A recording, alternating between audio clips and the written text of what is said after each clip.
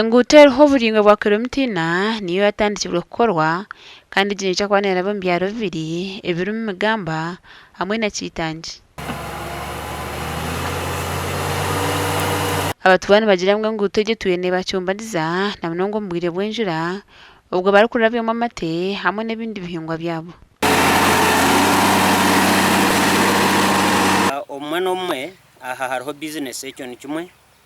aha hato omwe motoka nibura kushika kuretaho ibintu amateburiza abantu garabahwa mbwe n'amatege ekitweka iki gabe gateno gakubasa kurgaho kuzahanga utorerizaho ziri n'ibindi bitweka mbwe n'inguto wigurwa amatega aza kugenda abacunda bavuga je amatega abo bagatwara hona nabwe mu mashemera gubino mucanga cyabo abeje nibajyango batuyene bateganisibwa cyango asa twina abana bato munonga bagenda babana bataha ngo bire bwinshi turatera kiriro ruguturu ahansa ko nhatara n'amizi hariyo binabi abahunko